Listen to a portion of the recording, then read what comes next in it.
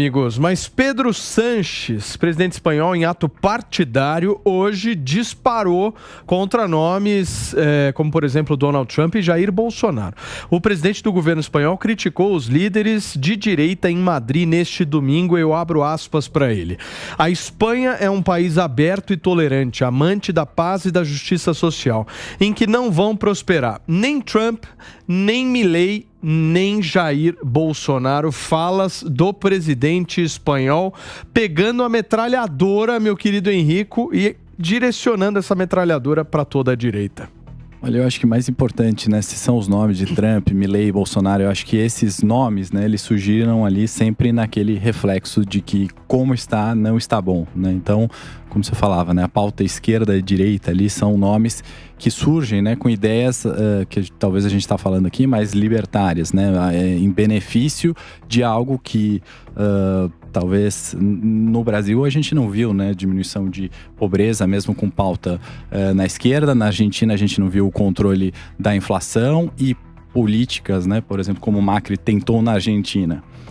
Que são duras, né? O remédio amargo que você falava, que são impopulares, né? Aquele pai de família que fala assim, olha filho, vai estudar, não tem viagem esse ano, porque você vai conseguir um bom emprego com a ideia de fazer um mochilão lá na frente, né? Então, só que no começo tem essa dificuldade. Então, acho que esses são os nomes ou não, né? Não vou defender nem criticar, mas a ideia é que da forma que está, não está bom, né? Agora, tem remédios amargos. Claramente, Espanha contra a Argentina. Aí mas tem uma peculiaridade aí. O Pedro Sánchez perdeu as eleições gerais. A esquerda espanhola perdeu as eleições gerais. O Partido Popular venceu. Mas como lá há um parlamentarismo, uma monarquia parlamentarista, o PP, que é o partido de direita, não conseguiu formar a maioria, mesmo tendo tido mais votos nas eleições gerais. O Pedro Sánchez, que é líder do Partido Socialista, teve mais habilidade, mérito dele. Oi? Do PSOE, exatamente, mérito dele, acabou formando. Então é importante que se frise, por mais que ele dê esse recado, a maioria da população espanhola, a maioria dos eleitores espanhóis optaram pela direita. Agora, por qual razão disparar contra Milei, Bolsonaro e Donald Trump numa cajadada só? Como é que você vê isso, Pedro? Aliás, Paulo, perdão. Sem problema.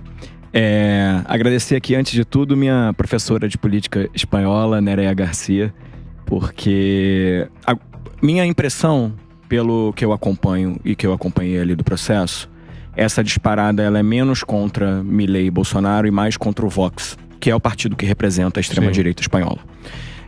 O que o Pedro Sánchez, na verdade, me parece ter apontado ali é uma questão de semelhança entre essas figuras.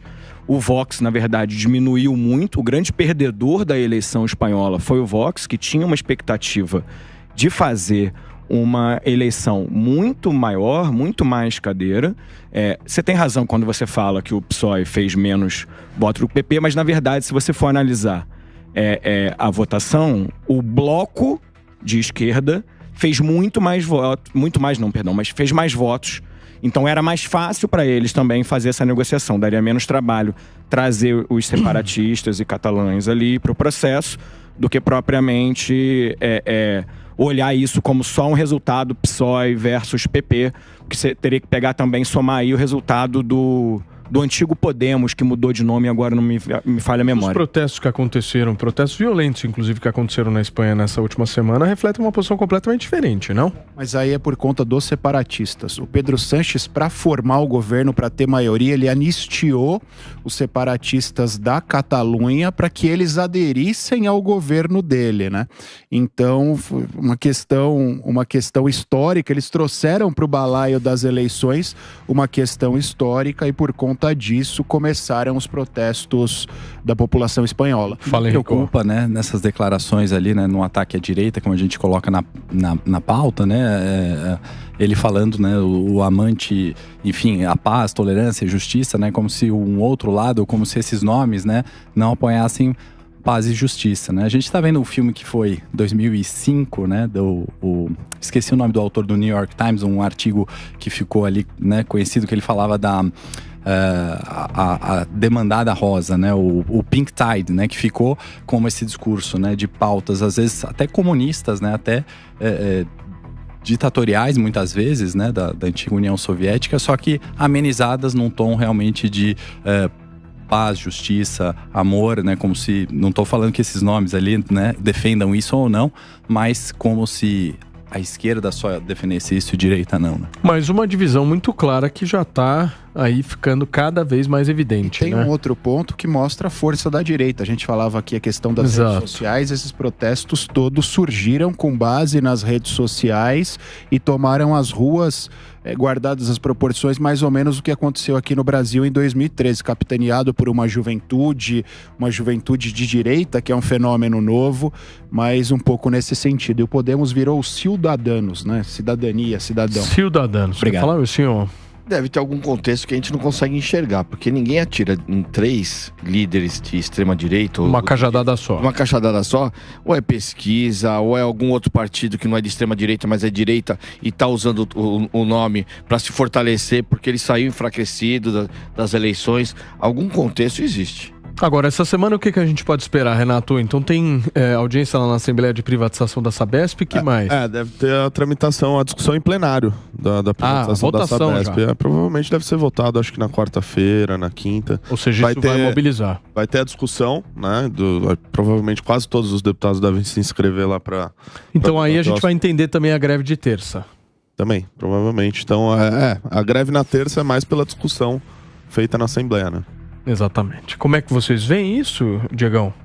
Olha, a questão da privatização da Sabesp, do processo legislativo, do processo de estudo para concretização, acho que, enfim, tudo aponta, como o Renato disse, para aprovação. Vamos lembrar também que é uma pauta do governo, o governo nunca deixou de aprovar nada na Alesp, nunca perderam uma pauta lá. Acho que a privatização da Sabesp não vai ser diferente e, de novo, é um processo que vai antecipar a universalização do saneamento básico, um problema que a Europa resolveu no século XIX, que os Estados Unidos resolveu no século XIX e que aqui no Brasil, infelizmente, os nossos irmãos brasileiros ainda sofrem com isso. Então, espero que seja aprovado. Muito bem. Você já nem tanto, né, Paulinho? Eu espero que seja feito o melhor para a população. Eu acho que tem que analisar os termos e aí, se o mundo político está consensuado que a privatização, eu precisaria analisar muito melhor os números disso e os termos que estão colocados. Agora, a minha torcida é que seja o melhor para a população brasileira, no fim das contas, só isso. É isso, Renato Batista? Ou não? Acho que todo mundo aqui, então, tá em consonância. Todo mundo quer o melhor para a população brasileira. A diferença é que eu acho que, nesse caso, o melhor... O Paulo foi o político aqui. Você percebeu, isso aqui né? É deputado e o político foi o Paulo, entendeu? Você percebeu que o Paulo já virou secretário da Casa Civil, né? Não, vamos ver, veja bem o que for melhor pro povo, o que for melhor pro povo. Agora, só pra gente encerrar a nossa discussão aqui, eu queria muito um pouco do ponto de vista de vocês sobre essa história da polarização. A gente tem eleições no ano que vem. Vocês acham que isso se sustenta ou já arrefeceu de alguma forma? Queria te ouvir, Paulinho, porque eu sei que você tem dados de pesquisa. Eu acho que se sustenta, mas a gente tem que levar algumas coisas em consideração. Ano que vem a gente tem uma eleição que é municipalista. As preocupações da população tendem a ser mais preocupações locais.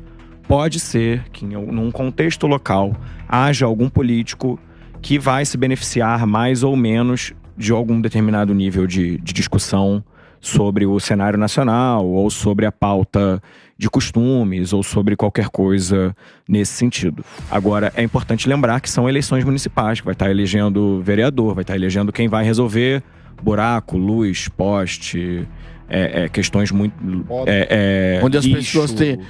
Sobre prefeitura... Onde as pessoas têm relação diretas. mais próxima com o político também. Exatamente. A gente costuma dizer que o papel de um bom vereador numa eleição ele vai ser maior do que a de um presidente. Agora, temos que levar em consideração também, por exemplo, aqui em São Paulo, o Ricardo Nunes, a partir da pesquisa que mostrava que o Bolsonaro não era tão bem visto, deu um passo atrás ali na relação.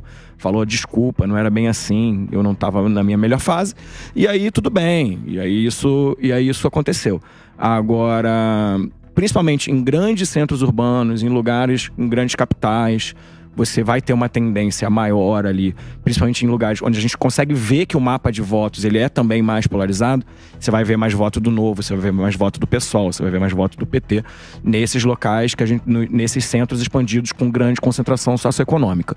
Os apoiadores do ex-presidente Jair Bolsonaro, eu vejo que estão tentando retomar isso, né? Tentando puxar novamente esse discurso do nós contra eles. Inclusive, daqui a pouco eu trago informações para vocês em relação à manifestação que aconteceu hoje na Avenida Paulista. Eu te trago o número certo de pessoas ali, pelo que foi apurado e como foi a repercussão. Fala, Renato. Eu vejo que principalmente nos grandes centros, acho que o Paulo colocou muito bem, essa discussão, essa polarização, ela acaba tomando conta, mesmo sendo uma eleição municipal.